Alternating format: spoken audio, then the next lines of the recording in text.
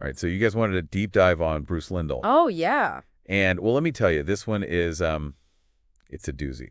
definitely. This guy, he's suspected of being a serial killer, Right. active in the late 70s. Mm-hmm. But it wasn't until fairly recently that DNA evidence officially linked him to, well, to multiple murders. Yeah, there's a lot of questions, a lot of what ifs with this case. Missed opportunities. Yeah, it seems like every turn there's another dead end. It really makes you wonder, especially because he didn't really, I mean, Lindahl didn't fit that typical serial killer profile. Like, he wasn't some shadowy recluse, right? Yeah, right. College graduate, had a degree in electromechanics, steady job as an But electrician. electrician, wow. I mean, he even had, like, hobbies. He was into parachuting, He'd racquetball. really parachuted. Yeah, Huh. not exactly what you picture, right? Not at all. And even the people who knew him, I mean, they said good things about him. It's like, how? It's pretty perplexing, right? I mean, it really makes you think about that duality thing, you know? You see it a lot with these types of personalities. Like, they're able to compartmentalize, they present this normal facade, but underneath, what? There's a whole other story going on. Exactly, a dark side. And it's scary to think about, but it's something we have to consider. Yeah, I mean, so if he was so seemingly normal, how did he even end up on law enforcement's radar? Like, did he, I don't know, did he start with smaller crimes, like petty stuff before it escalated? Yeah, you're on the right track. His early record does show those minor offenses, but things get really dark really fast in 1979 with this rape case. It was brutal.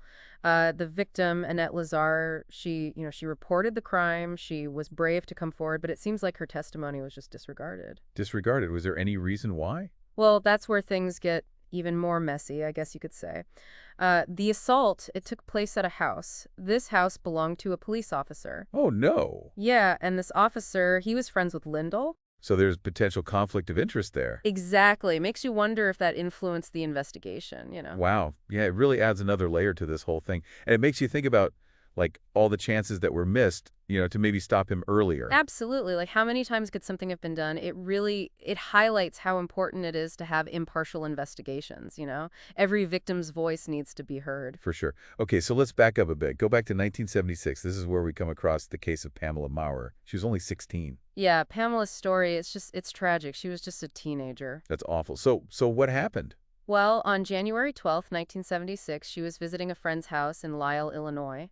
And later that evening, she went to get a soda at a McDonald's nearby, and she just vanished. Oh my gosh. Her body was found the next day. She had been raped and strangled. That's horrible. So was her case ever solved?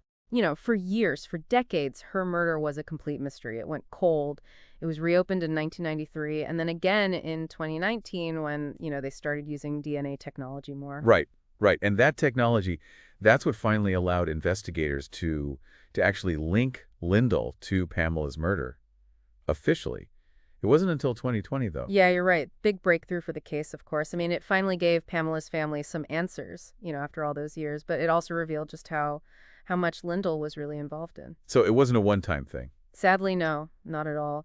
In 2024, DNA evidence connected him to another murder, a 19-year-old Kathy Halley, 1979. Two young women, both murdered. Were there any similarities between their cases? It's interesting you ask that because both Pamela and Kathy were found in very similar circumstances, like the locations, the way their bodies were, it points to a pattern. And then there's this other chilling detail. The investigators found these photos of young girls in Lindahl's apartment. Photos of young girls. What did that tell us? Well, one of the photos, they believe it's Deborah McCall. She was 16 when she disappeared in 79. And in her case, it's still unsolved. But that photo, it's a haunting reminder that there could be more victims out there. Who knows how many? It's a scary thought. It really makes you think, right? And it shows you that even with cold cases, you can't give up. Every victim deserves justice, no matter how long it takes. Absolutely. Okay, so let's move on to 1980. This is when a woman named Deborah Colliander had this terrifying encounter with Lindahl. She was abducted from a shopping center parking lot, taken to his apartment, and raped. It's awful.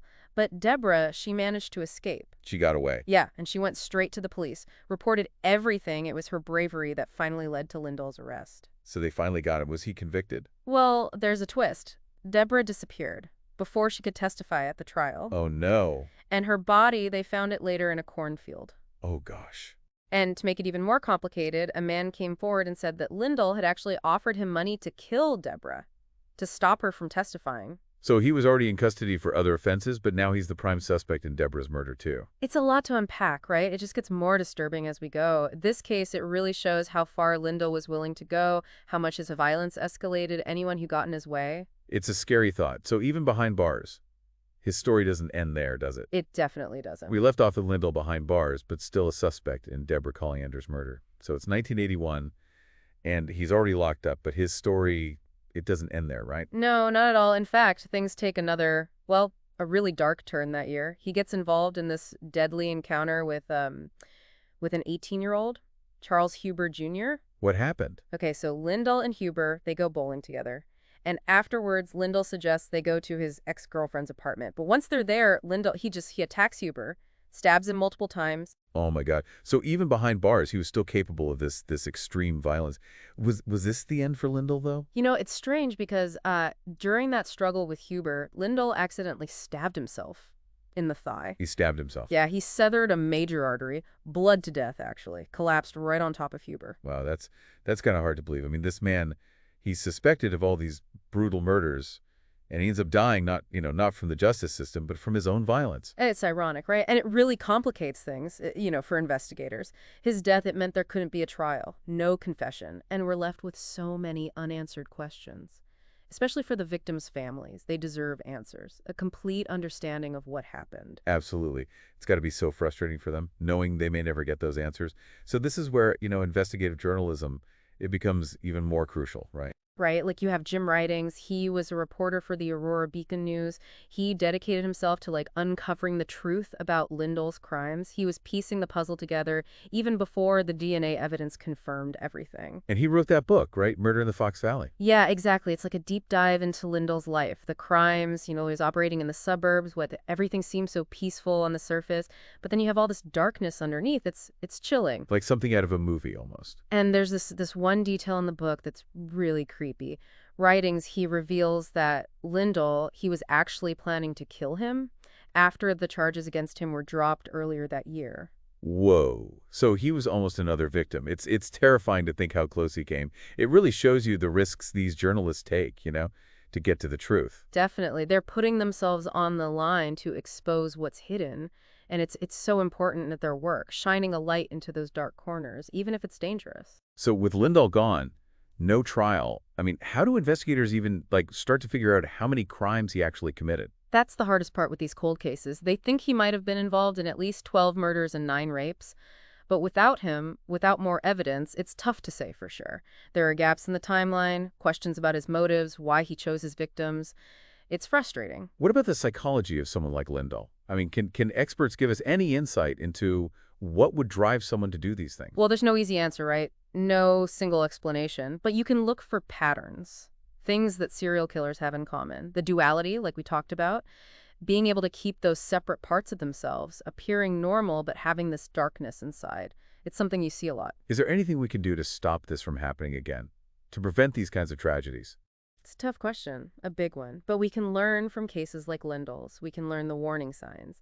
And we can work to create a society where mental health matters, where people who are struggling with these violent urges can get help, support. So see, even though Lindahl is gone, his case is still so important, right? It raises all these questions about evil, about our justice system, and about being careful in our own communities. It really does. And, it shows how darkness can hide anywhere, even in seemingly ordinary lives. It makes you think, right? What was the impact on the people who knew him, the community where this was all happening? Yeah, that's an important point. I mean, when these kinds of crimes happen, it's more than just the victims. It's everyone, the whole community. That sense of safety, it's shattered. Imagine living there, knowing that this predator was among them. It's got to be terrifying. Yeah, there's this fear, this uncertainty. You start to question everyone.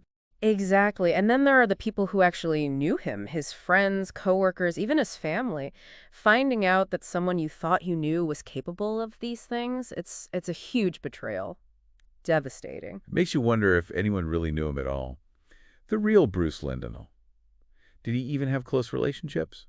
Or was he always, isolated, detached? That's another one of those questions we might never have an answer to, but it's a big one. Was he just really good at manipulating everyone?